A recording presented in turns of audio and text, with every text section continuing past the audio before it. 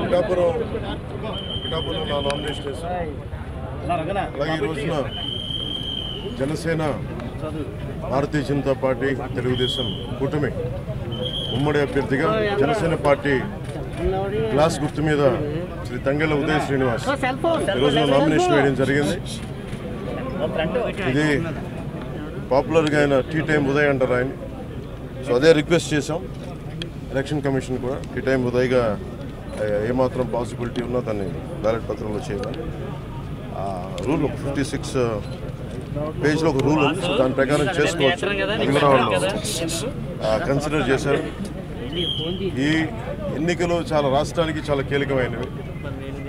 వచ్చే ఎన్నిక ఒక 5 సంవత్సరాల కోసం కాదు, ఒక తరం కోసం. ముఖ్యంగా ఓఎన్జీసీ, రిలయన్స్, అలాగే రకరకాల పరిశ్రమలు, కాకినాడ SEZలు, అలాగే ఇంత అపారమైన తీర సంపద ఉన్న ప్రాంతం, విపరీతమైన మత్స్య సంపద ఉన్న ప్రాంతం, ఇలాంటి చోట్ల అనేక సమస్యలు ఉన్నాయి. ఈ ప్రాంతంలో కాకినాడ పార్లమెంట్ అభ్యర్థిగా శ్రీ తంగెళ్ళ ఉదయ శ్రీనివాస్ గారు గెలుపు చాలా చాలా కీలకం. అలాగే కొండబాబు గారి గెలుపు కూడా కాకినాడ అర్బన్కి తెలుగుదేశం పార్టీ మీద చాలా చాలా కీలకం. కాకినాడలో రౌడీజం ఎక్కువైపోయింది, గాంజా క్యాపిటల్ అయిపోయింది. ఎటు చూసిన 14-15 ఏళ్ల పిల్లలు కూడా గంజాయిని విచ్చలవిడిగా దొరుకుతూ ఉంది. తల్లిదండ్రులు పడ్డ బాధ చెప్పుకోలేదు. లా అండ్ ఆర్డర్ క్షీణించిపోయింది. మా కూటమి ఇది వైఎస్ జగన్ చెప్పి తను ఒకటిచ్చే హామీ 5 సంవత్సరాలు అద్భుతమైన మ్యాండేట్ ఇచ్చారు ప్రజలు. ఏ ఒక్కటి కూడా నిలబెట్టుకోలేదు. లా అండ్ ఆర్డర్ క్షీణించిపోయింది. 30,000 మంది ఆడపిల్లలు అదృశ్యమైపోయారు. ఉద్యోగాలు లేవు, ఉపాధి అవకాశాలు లేవు, ఏ పథకాలు కూడా సరిగ్గా అందలేదు. ఇలాంటి సమయంలో ఒకళ్ళు కాదు, ముగ్గురిని కల్పిస్తున్నాం. ఎందుకంటే 5 కోట్ల మంది ప్రజలకి ఒక పార్టీ కాదు 3 పార్టీలు కలిసి ఈ రోజున మేము ఒక బలమైన కూటమిగా 2014 ఇలాంటి కూటమిగా ఏర్పడ్డాము. అలాగే ఉభయ గోదావరి జిల్లాలో కూడా, ముఖ్యంగా ఉభయ గోదావరి జిల్లాల్లో జనసేన, భారతీయ జనతా పార్టీ, తెలుగుదేశం కూటమి స్వీప్ చేయబోతుంది. నిన్న చెప్పాను, మనది జంతు ప్రపంచం కాదు, మానవ ప్రపంచం. అలాగే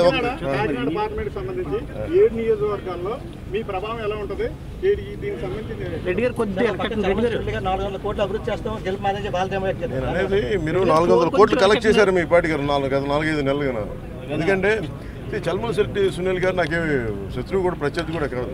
రోజు ఏదో ఒక మా ఇళ్లలో మా బ్రదర్స్ హౌస్ నుంచి చూస్తూ ఉంటాను. సరే, ఆ పొలిటిక్స్ వేరు, స్నేహం వేరు, కుటుంబ స్నేహం వేరు.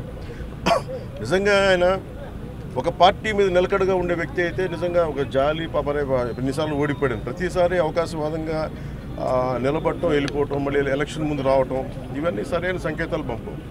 ఉదాహరణకి నేను కూడా ఓడిపోగానే నేను పార్టీ మూసేసి మళ్ళీ ఇప్పుడు వస్తే బాగుంటుందా? వాళ్ళు నమ్ముతారు. అది ఒక దశాబ్దం కింద పడ్డాం, నలిగాం, కింద మీద పడ్డాం, బలం ఉండి కూడా తగ్గించుకొని మరి ఈ రోజున ప్రజలు గెలవడానికి కూటమి ఏర్పాటు చేసుకున్నాం.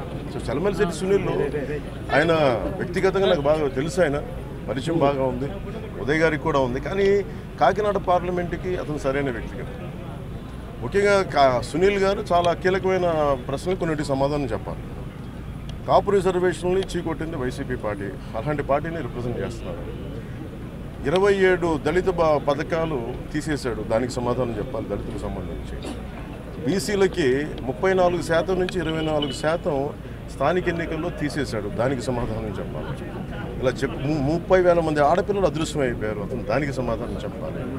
ఏ సమాధానం చెప్పకుండా కూర్చోబెట్టి నేను వచ్చేసాను, నాకు ఓటేయండి, డబ్బులు ఎక్కువైపోయినాయి, 400 కోట్లు ఖర్చు పెడతాం, 200 కోట్లు ఖర్చు పెడతాం, ఓటుకి 10,000 ఇస్తాం, లేదంటే నాయకులు 10 లక్షలు పెట్టి కొనేస్తాం అంటే వెళ్ళే నాయకులు ఎవరైనా సరే వాళ్ళకి 10 మంది ఓటర్లు కూడా లేరు. అలాంటి వాళ్ళు కొనుక్కున్నారు.